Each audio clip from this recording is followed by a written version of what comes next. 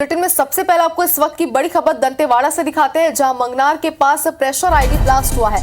CRPF के 2 जवान इसमें घायल हुए हैं। घायल जवानों का इलाज अभी जारी है। बासुर थाना क्षेत्र की ये पूरी घटना बताई जा रही है। तो बड़ी खबर इस वक्त आपको दिखा रहे हैं, मंगनार के पास प्रेशर आईडी ब्लास्ट हुआ है और इस ब्लास्ट में सीआरपीएफ के 2 जवान घायल हुए हैं। आपको एक बार फिर बता रहे कि दोनों ही जवानों को अस्पताल में रेफर किया गया, जहां पर उनका इलाज जारी है। और बारसूर थाना क्षेत्र की ये पूरी घटना बताई जा रही है। तो IBC 24 पर एक्सक्लूसिव तस्वीरें भी हम दिखा रहे हैं, जहां पर जवानों को अस्पताल में रेफर किया गया है और उनका इलाज वहां पर जारी है। तो ये बड़ी खबर इस वक्त की दंतेवाड़ा से आपको दिखा रहे हैं, जहां पर मंगनार के पास प्रेशर आईडी ब्लास्ट हुआ है। सीआरपीएफ के 2 जवान इसमें गंभीर रूप से घायल हुए हैं, जिन्हें अस्पताल में जल्द से जल्द भर्ती कराया गया और वहां पर उनका इलाज जारी है।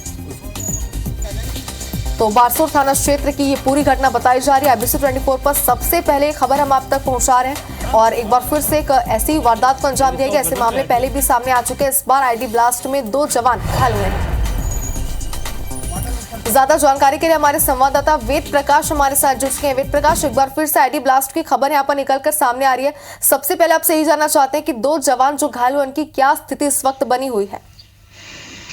जी देखिए, घायल जवान जो है वो प्रेशर आईडी की चपेट में आए थे, तो उनकी स्थिति बहुत ज़्यादा नाजुक नहीं है। हालांकि उन्हें प्राथमिक उपचार के लिए अभी दंतेवाड़ा जिला अस्पताल लाया गया है, जहां डॉक्टरों द्वारा उन्हें खतरे से बाहर बताया गया है। लेकिन जैसा कि पुलिस के अफसर बता रहे थे कि जवानों को ये सूचना मिली थी सीआरपीएफ बारसूर को कि मंगनार जाने वाली सड़क पर नक्सलियों ने आईडी प्लांट कर रखा है। इसी सूचना पर वो जवान उस आईडी के रिकवर करने के लिए जा रहे थे, तभी ये हादसा हुआ है। हालांकि पुलिस अब भी ये स्पष्ट नहीं कर पा रही है कि आईडी को रिकवर करने के बाद डिफ्यूज के दौरान ये हादसा हुआ है या फिर गलती से जवानों का पैर आईडी पर पड़ गया। लेकिन इसमें 2 जवान जो है वो गंभीर रूप से घायल हो गए। हालांकि खतरे से स्थिति बाहर बताई जा रही है, लेकिन एक बार फिर नक्सलियों की उपस्थिति इस इलाके में देखने को मिल रही है। ये बारसूर और मंगनार का जो इलाका, ये अबुझमाड़ को छूता है ये इलाका, और यहाँ पर नक्सलियों की गहरी पकड़ है। तो कहीं ना कहीं जो माओवादी है वो इस इलाके में लगातार अपनी एक्टिविटीज करते रहते हैं। वो ये जताने की कोशिश करते हैं कि हम यहीं पे मौजूद हैं, और यही वजह भी है कि आज ये घटना देखने को मिली। हालांकि इस इलाके में सीआरपीएफ के पोस्ट भी हैं जो लगातार सर्चिंग करते रहते हैं और आईडी रिकवर करने का सिलसिला भी लगातार चलते रहता है। लेकिन आज ये जवान जो है वो आईडी की जद में आ गया और 2 जवानों को चोटें आई है। हालांकि अभी इनकी स्थिति बहुत ज़्यादा नाजुक नहीं है, लेकिन फिर भी इन्हें रायपुर रेफर किए जाने की तैयारी की जा रही है।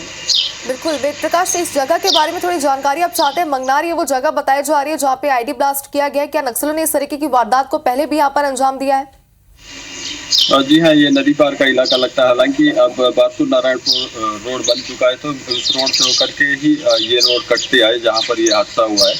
तो ये जो इलाका है वो नक्सलियों की गहरी पकड़ वाला इलाका है और यहाँ पर नक्सलियों की मौजूदगी हमेशा देखने को मिलती है। बारसूर और मंगनार के इलाके के बारे में अगर बात करें तो ये गहरी पकड़ है माओवादियों की, और यहाँ पर जो थाने हैं, पुलिस सीआरपीएफ के कैंप है, वो गाँव से काफ़ी दूर है।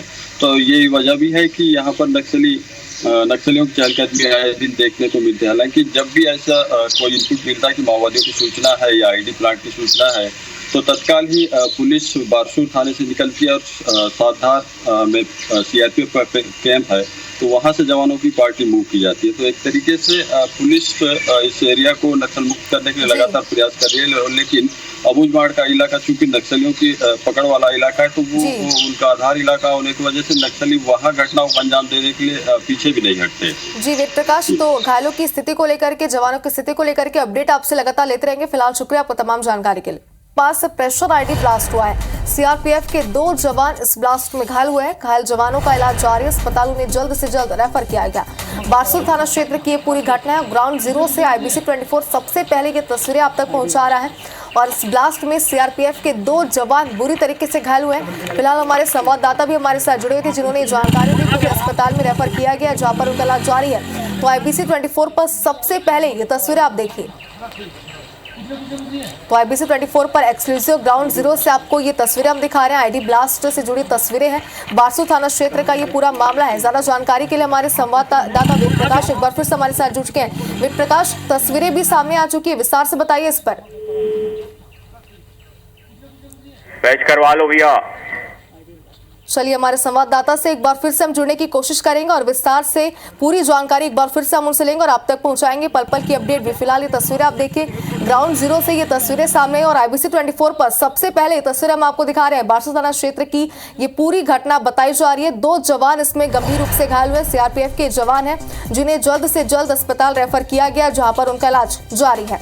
तो IBC 24 पर सबसे पहले ग्राउंड जीरो से ये तस्वीरें आप देखिए और एक बार फिर से आपको बता दें कि IBC 24 एक्सक्लूसिव आपको ये तस्वीरें दिखा रहे हैं और आपको इस पूरे घटनाक्रम को विस्तार से इन तस्वीरों के माध्यम से समझ सकते हैं। तो दूसरी तस्वीर आप देखिए जहां पे घायलों को अस्पताल पर रेफर किया गया है, जहां पर उनका इलाज जारी है और घायलों की स्थिति को लेकर भी अपडेट पल पल आप तक हम पहुंचाते रहेंगे। तो बारसूर थाना क्षेत्र की ये पूरी घटना बताई जा रही है।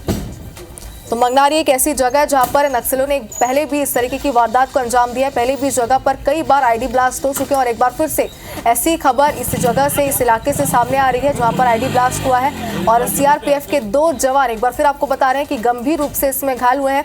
और उसके बाद ग्राउंड जीरो से ये कुछ तस्वीरें हमारे पास आई है जो टीवी स्क्रीन पर हम आपको दिखा रहे हैं।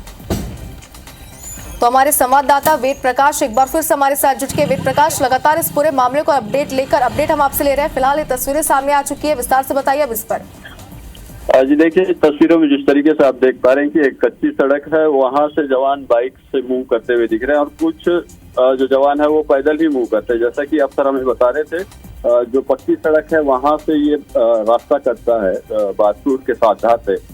यहाँ से जब जवानों को ये सूचना मिली थी कि उस रोड पर ID प्लांट किया गया है नक्सलियों द्वारा और उसी ID को डिटेक्ट कर उसे रिकवर करने के लिए ये पार्टी निकली थी। CRPF के जवान थे, लेकिन जवानों को ये अंदाजा नहीं था कि वो पक्की सड़क से कुछ दूर पर ही जो कच्ची सड़क है उस पर ही नक्सलियों ने ID प्लांट किया गया था और उसी ID की जद में ये दोनों जवान आ गए CRPF के और दोनों घायल हो गए। इनके साथ और भी जवान साथ में चल रहे थे, जो कुछ जवान बाइक पे सवार थे। जैसे ही ये ब्लास्ट हुआ, जवानों ने मोर्चा संभाला। हालांकि संभावना ये भी होती है ऐसे समय में कि आसपास नक्सलियों की मौजूदगी हो, तो पुलिस घटना के बाद तुरंत अलर्ट हो गई और जवानों को तत्काल ही उपचार के लिए जिला अस्पताल लाया गया है और यहाँ पर अभी जिला अस्पताल में जवानों को उपचार किया जा रहा है।